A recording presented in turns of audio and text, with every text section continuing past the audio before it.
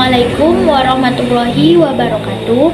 Perkenalkan, nama saya Fadilah Hanum Harahap dari Prodi Psikologi Universitas Islam Riau, di mana saat ini saya akan praktek keterampilan berbicara dalam mata kuliah Bahasa Indonesia yang diampu oleh dosen Ibu Wilda Sri Hastuti Handayani Piliang SPD MPD.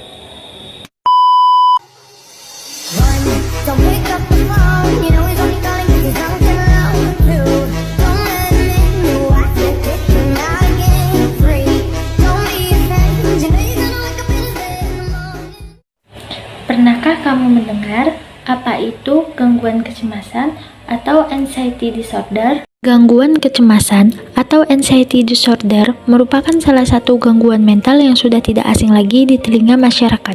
Di Indonesia sendiri, menurut data WHO tahun 2018, kejadian keseluruhan kecemasan mencapai 8 juta atau sebanyak 3,3% dari populasi masyarakat, sedangkan berdasarkan data Rikesdas tahun 2018, prevalensi gangguan mental yang ditandai gejala-gejala depresi dan kecemasan pada usia 15 tahun ke atas mencapai 6,1% dari jumlah penduduk Indonesia.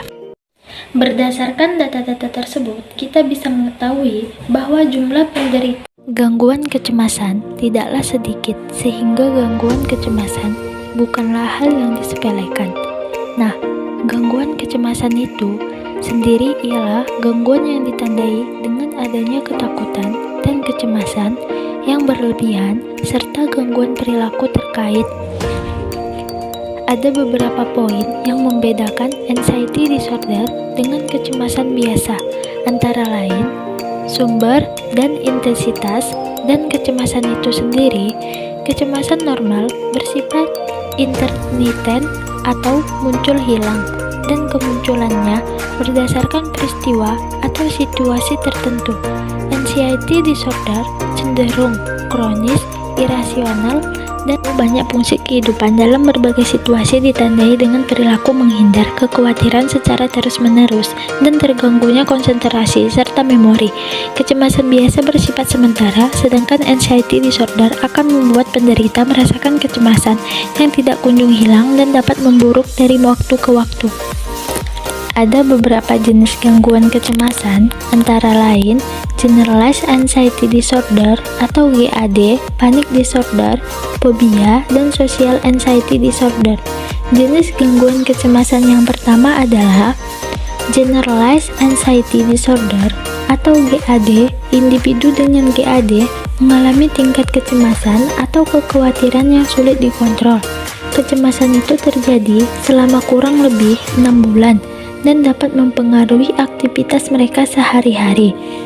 Gejala umum GAD antara lain merasa gelisah, mudah lelah, memiliki kesulitan untuk berkonsentrasi, mudah marah, otot mudah menjadi tegang, mengalami masalah tidur seperti sulit tidur yang terlalu lama atau kurang tidur. Jenis yang kedua adalah panic disorder. Gangguan ini ditandai dengan munculnya serangan panik, yaitu rasa takut secara tiba-tiba yang intens dan berlangsung selama beberapa menit. Serangan panik ini dapat terjadi secara tidak terduga atau dapat ditimbulkan oleh suatu pemicu, seperti objek atau situasi yang ditakuti selama serangan panik. Penderita mengalami tanda-tanda seperti detak jantung yang cepat, berkeringat, gemetaran, munculnya sensasi sesak napas, tercekik atau tersedak, perasaan cemas akan datangnya malapetaka, dan perasaan. Selanjutnya adalah fobia. Fobia merupakan ketakutan yang besar terhadap suatu objek atau situasi tertentu.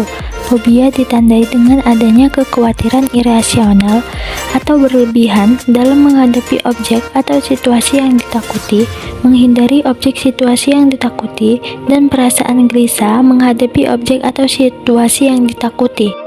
Yang terakhir adalah social anxiety disorder atau gangguan kecemasan sosial. Gangguan ini merupakan ketakutan atau kekhawatiran terhadap situasi sosial sehari-hari. Orang yang mengalami gangguan ini merasa khawatir terhadap perilaku dan tindakan yang dievaluasi negatif oleh orang-orang atau lingkungan sosialnya. Hal tersebut mengakibatkan penderita menghindari situasi sosial seperti acara pesta, acara makan di restoran, atau pusat perbelanjaan. Mereka juga menghindari tempat umum seperti pusat perbelanjaan atau toilet umum. Selain itu, mereka merasa panik saat menerima panggilan telepon dan merasa cemas saat ada orang lain yang mengetahui dirinya stres. Penderita SAD biasanya juga menunjukkan gejala fisik seperti berkeringat, mual, wajah merah, gemetar, dan kesulitan berbicara. Anxiety disorder bisa terjadi pada siapa saja. Namun, ada beberapa faktor yang dapat meningkatkan resiko mengalami anxiety disorder seperti gender dan usia. Perempuan memiliki resiko mengalami anxiety disorder lebih tinggi dibandingkan dengan laki-laki, serta anak-anak dan remaja memiliki resiko yang lebih tinggi dibandingkan orang yang dewasa. Faktor lainnya antara lain, yang pertama, rasa takut dan cemas yang berlebihan akan suatu hal maupun situasi. Yang kedua, memiliki gangguan perilaku yang tertentu.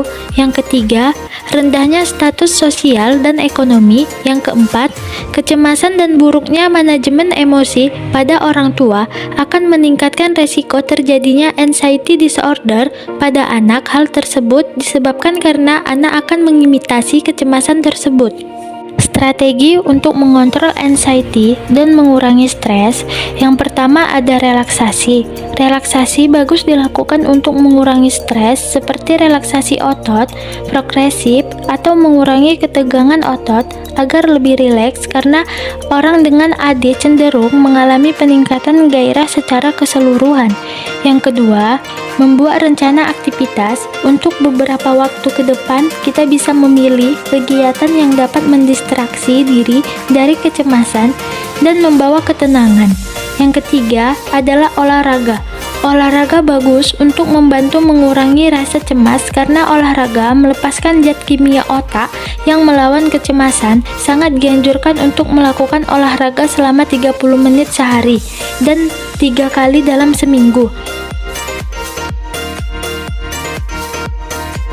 Yang keempat, pelajari regulasi emosi dan mindfulness. Rasa cemas membuat kita menghindari proses emosi diri. Kalau kita ngerti strategi untuk mengatur emosi dan mindfulness, hal itu dapat membantu identifikasi dan mengenali emosi yang mendasari rasa cemas tersebut. Jika sudah mencapai tahap parah, misal selama 6 bulan dan setiap harinya merasa cemas dan khawatir yang berlebihan, seseorang bisa langsung menghubungi profesional seperti psikolog atau psikiater untuk mendapatkan penanganan yang tepat. Penanganan dan terapi bagi penderita anxiety disorder dapat dilakukan dengan 3 cara.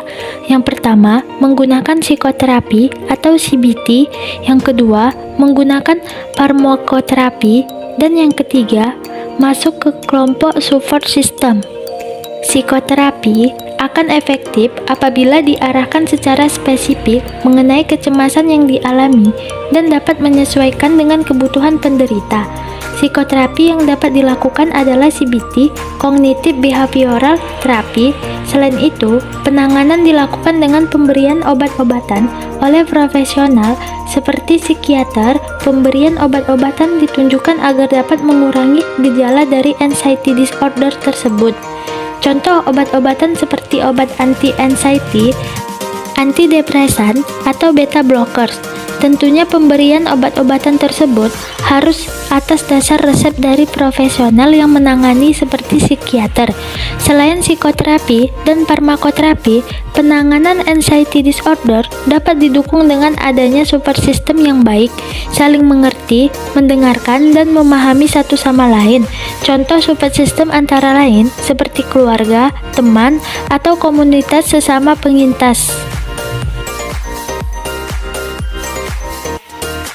Meskipun sudah memiliki pengetahuan dasar tentang gejala dan cara menangani anxiety disorder, kita tetap tidak boleh melakukan self-diagnose apabila ada dari teman-teman yang mulai merasakan cemas secara intens dan berlebihan. Jangan ragu-ragu untuk datang ke profesional seperti psikolog atau psikiater untuk berkonsultasi dan mendapatkan penanganan lebih lanjut.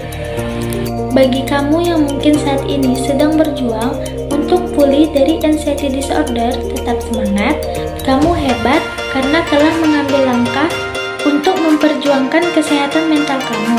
Jangan khawatir, karena gangguan mental tidak akan mengurangi keistimewaan kamu.